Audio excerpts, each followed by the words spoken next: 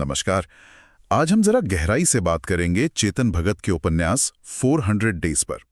जो भी जानकारी हमें मिली है उसके आधार पर कहानी है एक लापता बच्ची की, उसकी माँ जो उम्मीद नहीं छोड़ रही, और एक जासूस। मिशन यही है कि इस रहस्य को समझें। हाँ, और ये समझना इसलिए भी दिलचस्प है क्योंकि जानकारी यही बताती है कि 400 डेज जो है वो चेतन भगत का जो एक जाना पहचाना अंदाज है ना, रोमांटिक कॉमेडी वाला, उससे काफी हटकर है। 2021 में आया था ये उपन्यास, उनका 11वां।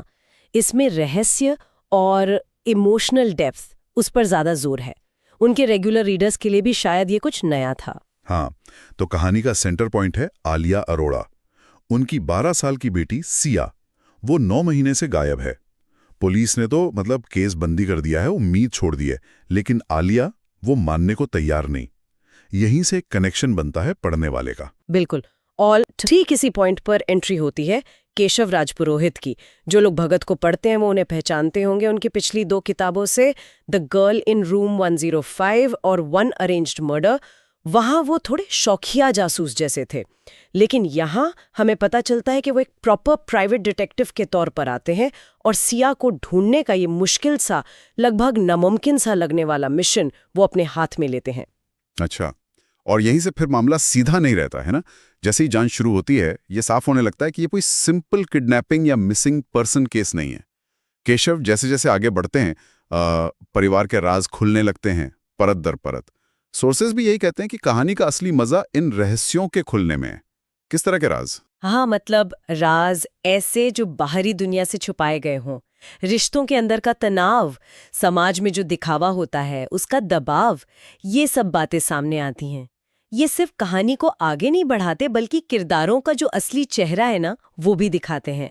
और जैसा किताब का नाम है 400 डेज, ये तलाश लंबी खिंचती है, पूरे 400 दिन। हर सुराग, हर कोई गवाह वो एक नई पहेली खड़ी कर देता है।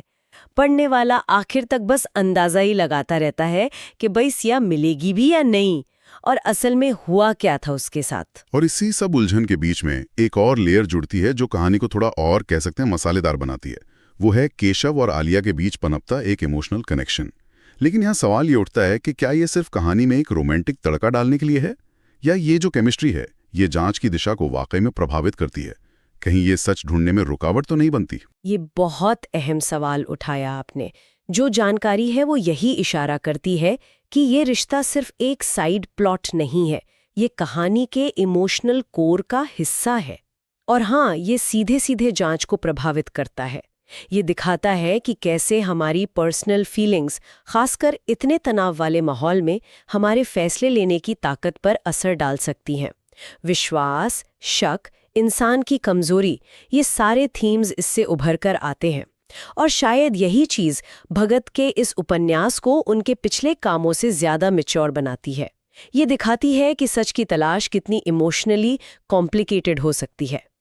तो इसका मतलब ये हुआ कि 400 डेज सिर्फ एक किसने किया या हु डन इट वाली मिस्ट्री नहीं है। ये उससे ज्यादा है।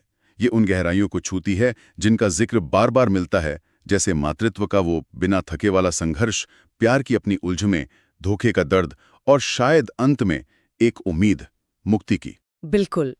भगत ने यहाँ एक थ्रिलर के फॉर्मेट का इस्तेमाल करते हुए इन सीरियस थीम्स को बुना है। ये भी पता चलता है कि उपन्यास का सस्पेंस सिर्फ घटनाओं से नहीं आता, बल्कि किरदारों के जो इमोशनल उतार चढ़ाव हैं, उनकी जो नैतिक दुविधाएं हैं, उनसे भी पैदा होता है। कहानी कहीं ना कहीं ये पूछती है कि एक माँ अपने बच्चे के लिए किस हद तक जा सकती है, और सच जानने की कीमत क्या होती है। तो अगर हम इसे समेटें तो 400 डेज उन लोगों के लिए एक अच्छी चॉइस हो सकती है जिन्हें रहस्य में लिपटी हुई इमोशनल कहानियां पसंद हैं। इसमें सस्पेंस भी है और इंसानी जज्बातों का ड्रामा भी, एक तरह का बैलेंस्ड मिक्सचर कह सकते हैं। हाँ, और आखिर में ये हमें सोचने पर मजबूर करती है कि जो परिवार हमें बाहर से बिल्कुल नॉर्मल दिखते हैं, उनके अंदर असल में कितनी अनकही कहानियां, कितने गहरे राज और कितनी अधूरी उम्मीदें दबी हो सकती हैं, और कैसे हमारे अपने इमोशंस, हमारी अपनी भावनाएं सच को देखने के हमारे नजरिए को कभी धुंधला कर सकती हैं तो कभी शायद साफ भी। ये सवाल कहानी खत्म होने के बाद भी दिमाग में घूमता रहता है।